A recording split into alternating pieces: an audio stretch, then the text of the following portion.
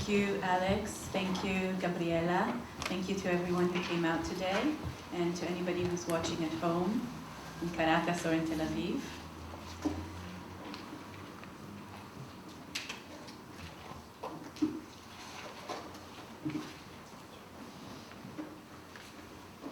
Okay.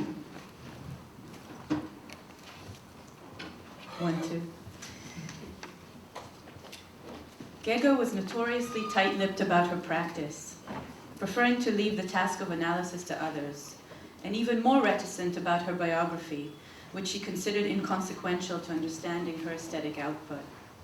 Around the time of her major exhibition in Caracas in 1977, she offered some clarifications for this rationale. Quote, "Each life is governed by origins and beginnings, by encounters and adjustments, leading to the present.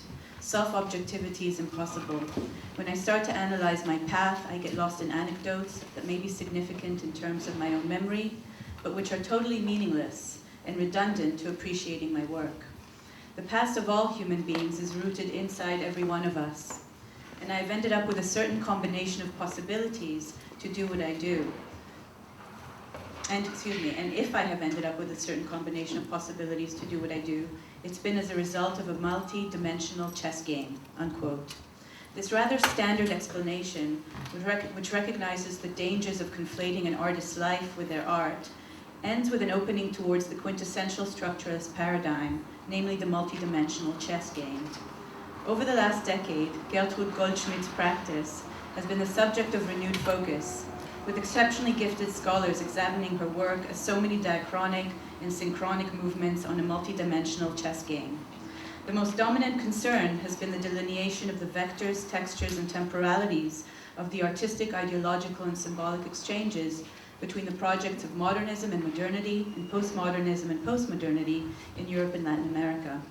It's no surprise, of course, since in Gego's linguistic and visual production, we note a sustained interest in the mapping of space and subjectivity, a material and conceptual weaving that triangulates between the nodes of modernism and politics in the most abstract yet phenomenological ways possible.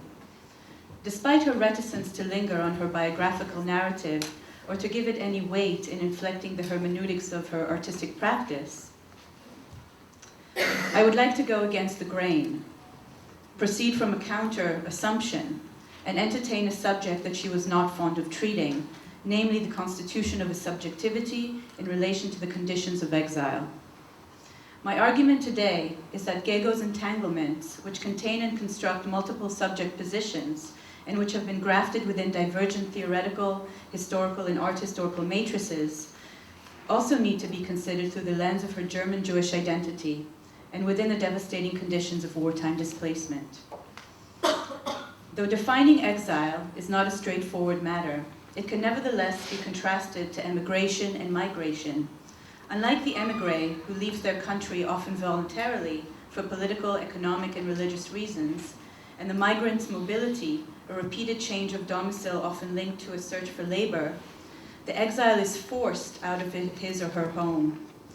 Exile is thus linked to the state's role in compelling an individual to relocate by deprivation of citizenship, banishment, and persecution.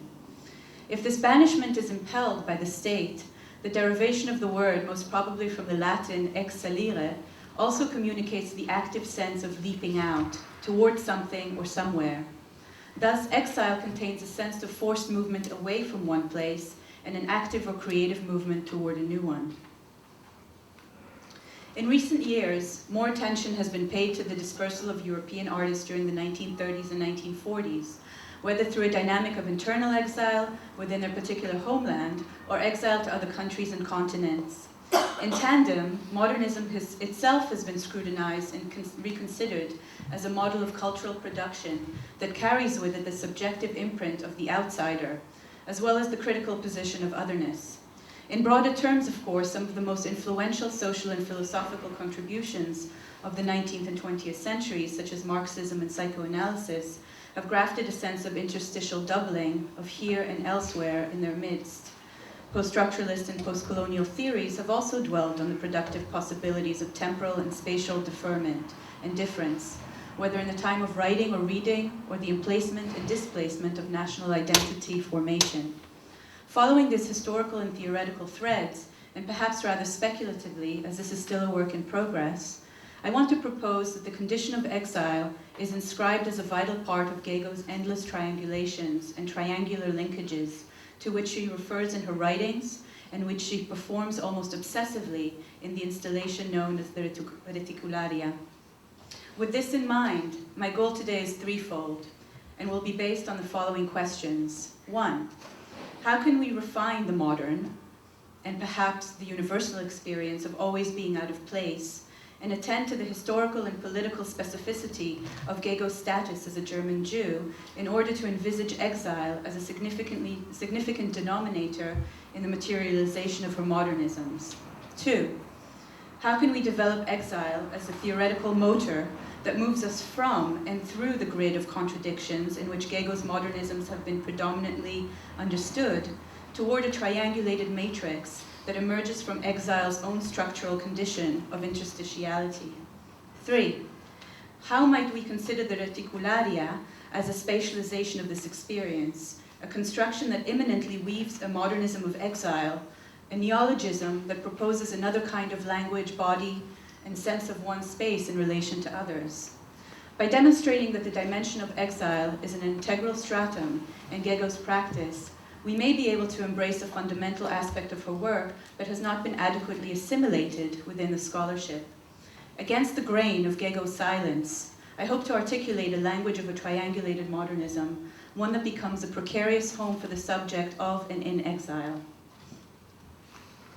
Over a period of 2 years between 1987 and 1989, Gego entered into a rather laconic correspondence with Professor Fritjof Trapp of the University of Hamburg.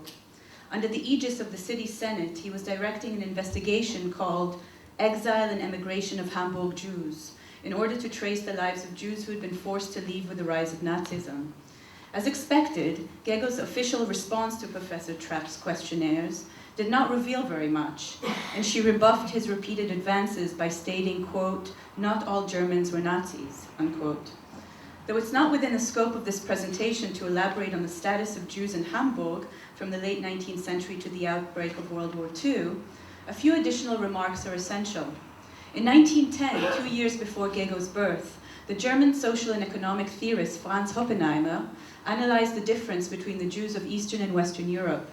Quote, "We Western Jews," he writes, "have Jewish ethnic consciousness, but Eastern Jews have Jewish national consciousness. Ethnic consciousness rests on the past. It's something you find wherever an individual has the consciousness that he is descended from a nation. But national consciousness concerns the present. It means to share a common language and common customs, to have the same economic and legal position, and to share common intellectual culture," unquote. Oppenheimer's analysis and his reliance on this specific terminology are based on more than personal experience or attitude.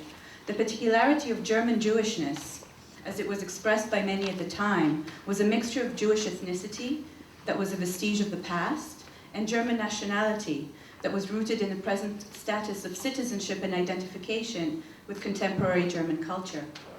Though German Jews believed that Jewish ethnicity and German nationality could coexist harmoniously, this idea was already severely compromised by the time Hitler came to power in 1933. The state and imperial citizenship laws of 1913, which did not explicitly mention Jews, laid the groundwork for Hitler's Aryan laws of the 1930s, by basing the right to German citizenship on reason of ethnicity rather than reason of residence. According to Saskia Sassen, quote, "Cultural history was replaced by biology, and biology was used by the state as the standard for distinguishing between lasting connections and temporary coexistence," unquote. Though about 80% of the Jews in Germany had legally gained citizenship by the late 19th century and had fully acculturated themselves as Germans, according to this law, they nevertheless lacked German ethnicity. With the Nuremberg laws of 1935, the Third Reich definitively transformed Germany into political unity based on blood.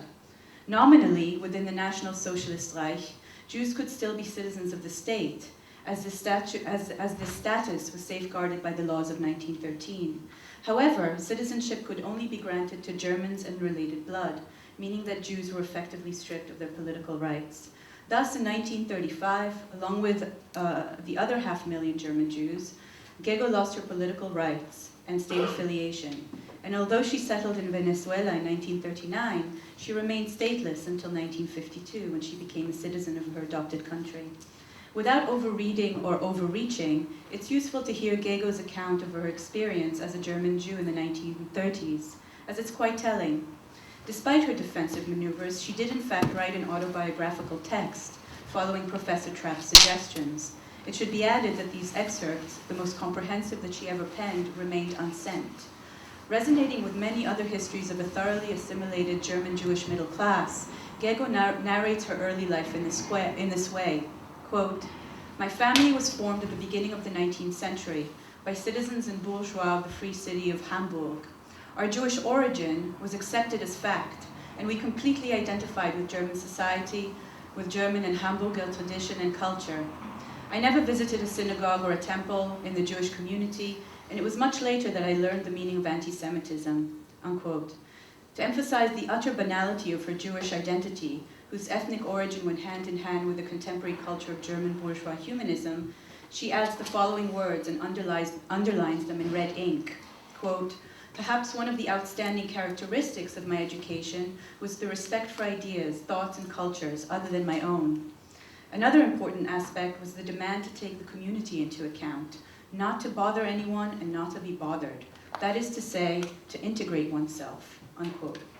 In spite of her intentions, Gego articulates the tension experienced by many middle-class Jewish families who felt the push and pull between German ethnicity and nationality as the basis for German Jewish identity. With language as a site for self-construction, Gego's description of herself is one that is only legible within the conditions of assimilated Jewry, a state of exile within the common culture that is at once vigorously denied and implicitly affirmed. Though German Jews may have considered themselves an integral part of German society and were taught to respect the values of others, i.e. non-Germans, non-Western subjects, the demand to integrate themselves into this culture was nevertheless accompanied by a sense of tacit otherness, expressed economically, in Gego's words, as not to bother anyone and not to be bothered. Indeed, this is not simply a language of a woman who accepts her gendered position within the norms of bourgeois respectability. Rather, this complex discursive self-constitution simultaneously posits the individual subject in relation to two national collectives, the German and the Jewish, in which they are integrated and from which they are differentiated. Thus, though she may not have recognized her Judaism as a point of difference, the German state imposed this otherness upon her. And if she identified herself completely as a German, this was also inscribed as an impossibility, according to the state's legal definition. Finally, to go against the grain one more time, Gego's narrative is similar to that of many other Jews who did not want to concern themselves with the so-called Jewish problem, which is what Hannah Arendt called assimilated Jews, and preferred to characterize themselves as ordinary immigrants. Though she describes the process of her exodus from Germany toward England and eventually Caracas as emigration, I think it's abundantly clear that her basic condition as a Jewish German subject was constructed on a precarious triangulation that might already be seen as an ethnic, cultural, and political state of exile. From the specific case of Gego's exile, I'd like to move towards the elaboration of exile as a structural condition through which to complicate our understanding of her modernisms. To do so, we need to agree that although experiences of exile may be different depending on place, religion, ethnicity, and social status, the common denominator of exile is its configuration of an interstitial reality. In this light, Gego's webbing and weaving of artistic languages and contexts not only emerges from an interstitial cultural, economic, and political topology of modernism, but imminently imagines a new cartography for subjectivity whose norm is a state of exception. Gego arrived in Venezuela without any knowledge of Spanish and learned the language on site from carpenters and workers at her lamp factory in the working class district of El Valle. El Valle. Thank you. According to Maria Elena Huizi and Josefina Manrique, editors of the collection of Sabiduras, Gego absorbed the speaking and writing patterns of those she employed, a language that, quote, bore no relation to grammatical purity or formal correctness. Its only concern was to convey meaning effectively, unquote. Another of Huizzi and Manrique's claims is that Gego's constant search for transparency might explain her reduction of discourse to the bare minimum needed in order to crystallize an idea. Yet when we encounter a word like sabidura, which is the miswritten Spanish word for wisdom, sabiduría, such explanations about a desire for effective communication and transparency are not really satisfactory, as her neologisms achieve neither and thwart both. What if we ask the following instead? How do people who lose their identity reinvent or recreate themselves in a different language? Or what role does exile, understood as an agent of uncertainty, displacement, marginality, and decentering, play in contributing to the artist's elaboration of a new language? Though it's not only in language that Gego plays and performs the possibilities of exile thinking and exile subjectivity, it's certainly one important site in which displacement becomes visible as a creative act. Her neologisms, such as the sabidura and reticularia, offer an exhilarating experience of a subjectivity that thrives between habitual orders, and that insists on locating itself as an intermediate territory. Much like exile, Gego's neologisms exist as zones between the loss of a mother tongue and a lack of a full integration into an adopted language. As such, they're not simply sites resonating with a painful deficiency, but are also sites of a restless resourcefulness and imagination. The short but meaningful distance between sabidura and sabiduría is thus both a no man's land of inarticulation and a space of eloquence. Just like the line, which Gego describes as both a human means to express the relation between points and a medium that indicates materiality and the relation between points in space, her neologisms are hinged between spatial coordinates of identity. Following Eva Hoffman's description of James Joyce and Samuel Beckett's active choice to write in a foreign language as a way to cultivate another form of expression, we may liken the distance between sabidura and sabiduría to the creative transformation of exile. In this particular case, the association with wisdom and knowing adds an additional layer of signification, suggesting Gego's grasp of the power of spatial and linguistic mobility and her quest to enter into different subjectivities, as well as the subjectivity of another culture and a language. Although Gego gave credit to art critic, poet, and curator Roberto Guevara for coining the word reticularia, she was also implicated in conceptualizing its parameters.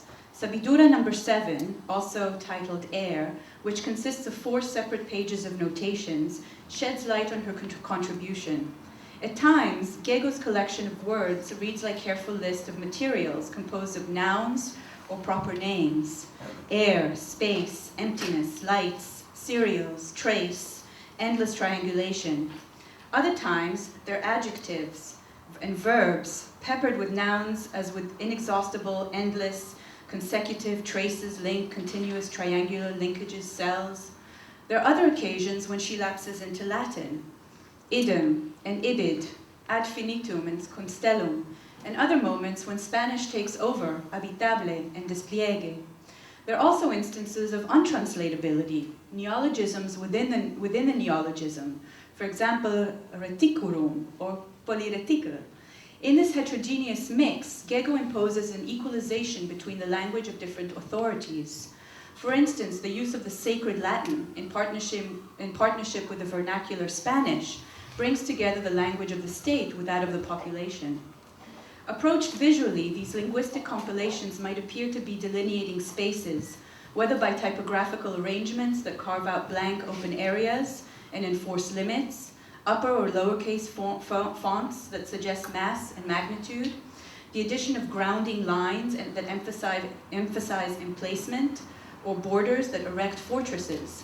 Words in this case fabricate a built environment, a materialization enforced by words such as ibid, short for ibidum, literally meaning the same place, and thus a stationary point, but also asking the reader to consult a reference that came before, thus connoting transit, or idem, a term used in legal citations and academic references, which also ask the reader to examine an author's previous citation.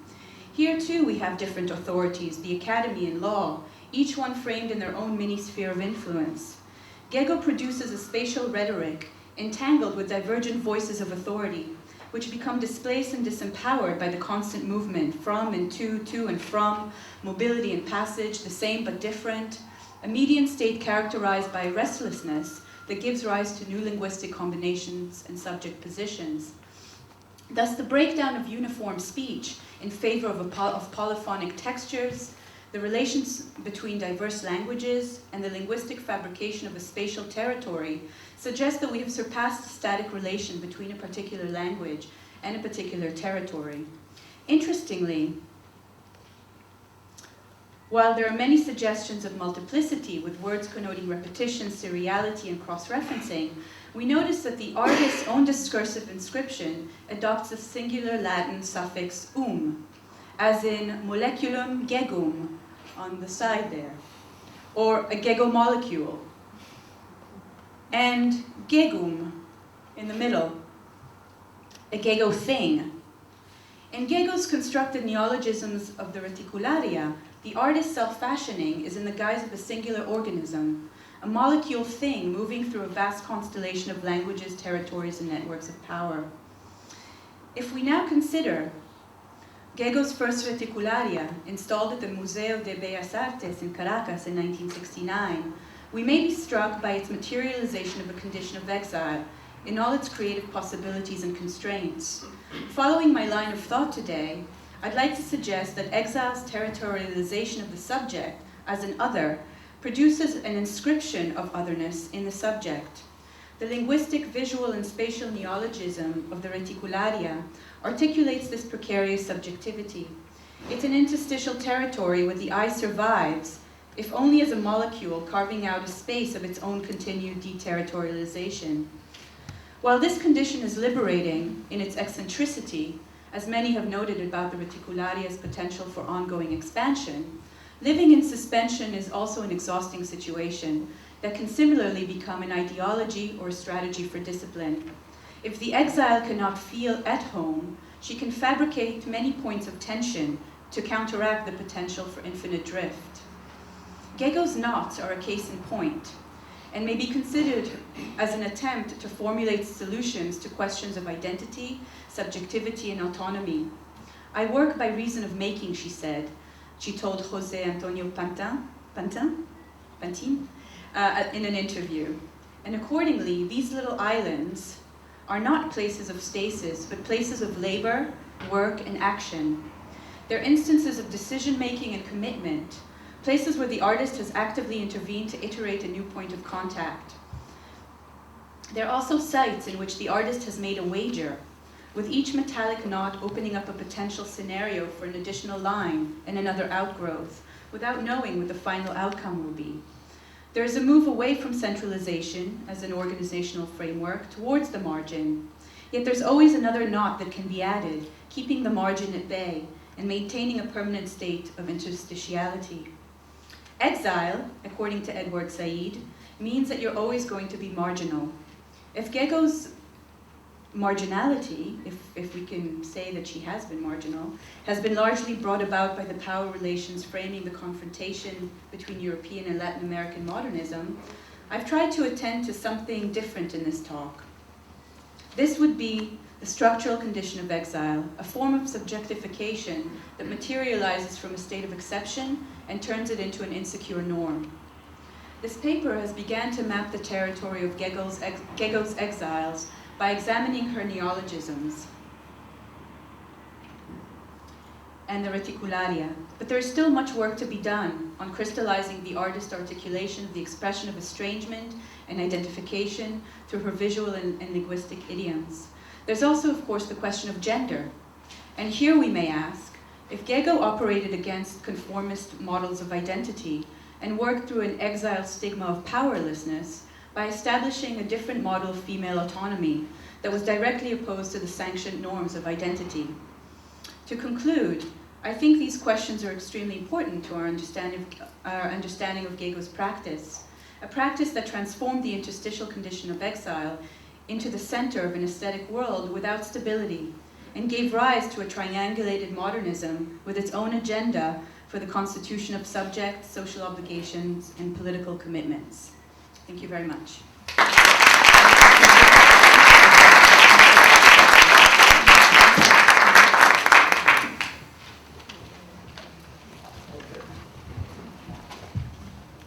So let's start then. I'll buy some time for a couple of other questions.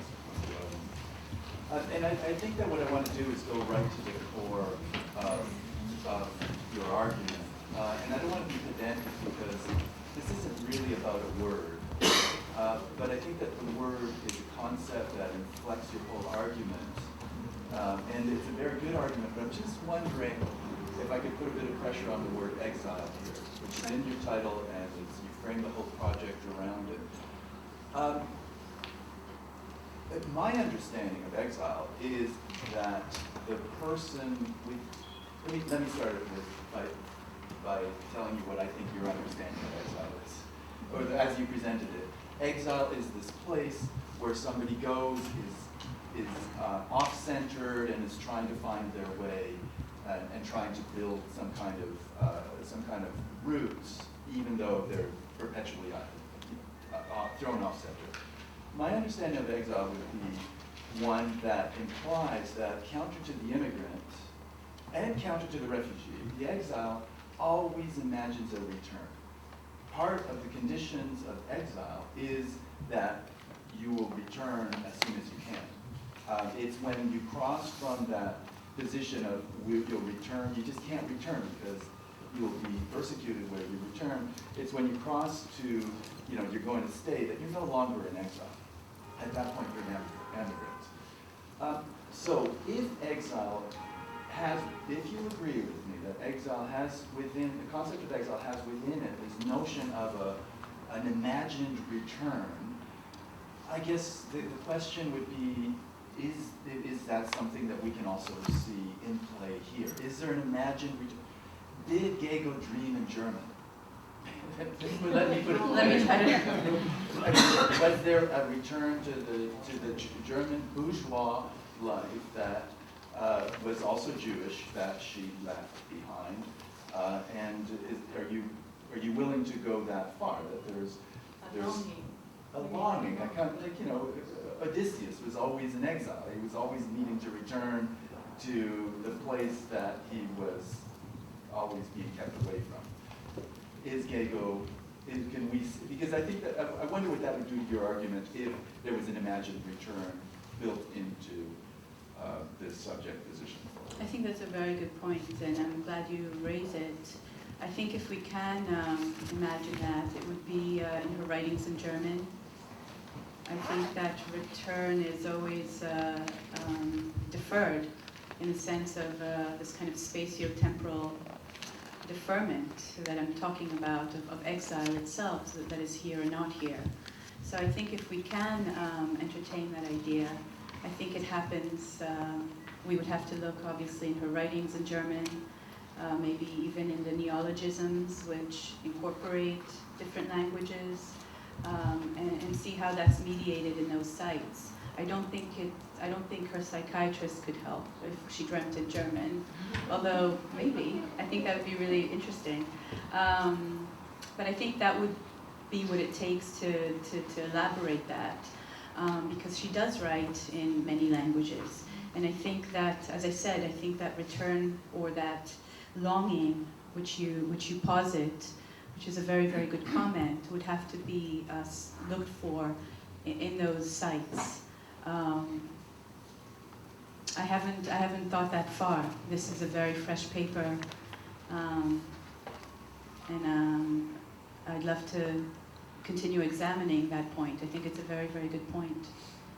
So I'll take that into consideration when I develop this paper further. It would throw off the notion of Gego as a Venezuelan artist and make Gego into an exile European artist. And this is, there would be polls and this would, there's a lot of statement. A stateless. She would be a stateless person in exile, no matter which territory she's been adopted by, whether it's as a kind of second, third, fourth coming of an European constructivist or first coming, whatever. I think it really complicates the European, Latin American framework, and I think it's really, really interesting, actually, to be this kind of stateless molecule. So I thank you very much for that comment. Yeah. But on the other hand, she, as you said, she was stateless in a way, even in Germany when she wasn't. She already had that experience of not belonging, even when she was German. And my understanding of an immigrant who is a survivor of the Holocaust is that you know that there is no return. There's a kind of I actually have an image of a bombed landscape with nothing to return to. And so I see her sculpture more as creating a new landscape out of absolutely nothing. And that, of course, you're a human, so there has to be some longing for the past on some level. But I think it's actually in what people talk about God being dead, that there is no going back. There's only going forward. And I think that would actually add, I don't think that's in contrary to what Alex was saying, because that's the specificity perhaps of the post-Holocaust German problem of exile. And whether she could go back legally, whether she wanted to, I think again it would bring us back to the works and the language and the neologism and those spaces as that, where those two positions and possibilities are worked out. So I think that adds actually another kind of historical dimension to what Alex was saying about what the German Jew could or could not do, as opposed to other exiles. But I think it's a thank you. I think it's a good layer to this argument. Yes. And then, thank you for your presentation. I was fascinated by it in two terms. One, in your focusing on the words and the naming of Gego's work. I as an architect, have found that she really organized the way her work was going on through naming the different projects, and in a way the matrix could be more rational, and the evolution and the seeking of results, and even organizing the going forward. And that is very important in the production of the work. But the other thing I wanted to point out is that the situation of exile in Venezuela is very particular, because maybe in the first moment it was like the traditional way of being an exile, but then it became happiness, because she became what? I'm sorry? A happy situation. Oh, happiness. Okay. No longer an exile, because she could return, but she remained in Venezuela, and she gave such an immense amount of work, and she shaped the things that were happening in the Faculty of Architecture and in the art world in such a way that Venezuela became her country. So she was no longer an exile, and she remained there forever. So that situation of the exile is not exactly, it wasn't exactly the same as her life passed. What? I'm sorry, what was the last As her life continued. Bueno. So, in your understanding, where would you periodize, or where would you end the periodization of exile in your understanding? Your divorce. Perhaps. What's that? In her divorce. In her divorce. But if she became a Venezuelan citizen just when she got divorced, and she decided to become a citizen, and then in some other interviews she insisted on being Venezuelan. I'm known in Venezuela. Venezuela is my country. She was like, a nationalist in a way. Yeah. She was.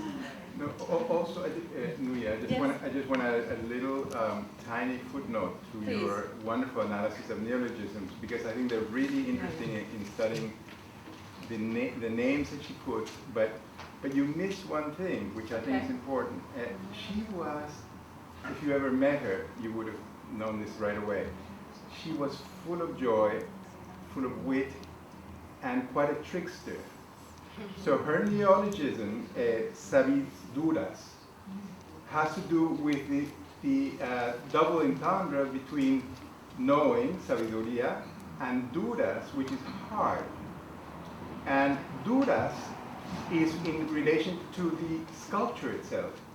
You're making hard, real, tough work. And this is typical of her wit. She was such a cheerful person. I'm sorry that I didn't get a chance to meet her. Sure. But I don't think this goes against the condition of exile. You can be witty and still be an exile. No. I'm not speaking against exile. Okay. But against exile, you have to say that when she divorced Gans and she met Gerd Leufert, and she moved into this community of artists and intellectuals in a building designed by Jimmy Alco, she discovered her Valhalla, let's say. Thank you very much for both of these comments, actually. And Duras is obviously duo, but it's also Marguerite Duras, who writes a lot about the post-war condition. And I think that's kind of a third layer there of literary intertextuality that we might want to also go. One more comment, or am I being cut off? No, This woman was, yes, this woman was very eager. The idea, going back to Exile, but not from the point of view of how you feel subjectively, but in her art, there is certain thing when she uses thread and becomes, it's a very, very constricted material, you know, like, and on the other hand, but going back to Mr. Fuller, in which there is a sense of interior, mostly, and how she tries to separate. I wonder, when she has a reticularia, can you go through, or is only outside, that you don't buy, you don't, you know, you cannot penetrate? You can Or go you both. can both. You I'm can sorry? penetrate. You could, okay. It's a penetrable. Yes, please, Monica. Last Last question for Monica. I agree with you that all the neediness doesn't preclude that she was a fractured subject. And I think that oh my God, her handling of the language is so fascinating. I mean, it was fascinating. Her analysis was fascinating. All that, you know, how she appropriated all this, like, also language, right, and used it towards her work. My question is, do you think that this condition of immigration, exile, whatever we want to call it, would take precedence over the fact that she was, you know, her condition as a woman? Would you say that they are sort of mutually influential? I mean, your metaphors of interstitiality and yeah, that's in a way what I meant by the relational, the sort of collapse of dual ecstasies, and I think they're very much interconnected. Yeah, I agree with you that exile and a female subjectivity, it would be useful to develop that, which is what my conclusion kind of hinted at, that would be the next step in bringing that notion also of autonomy. Because within this kind of mass of webbing and knotting and endless permutation, you have these knots that are also, as I said, acts and choices and islands for kind of autonomous acts by the artist exiled woman. And I'm really fascinated by her kind of her self-inscription also as an autonomous artist woman. So I think that I will definitely develop that. Thank you very much. If you have any additional questions, I'll talk to you later at the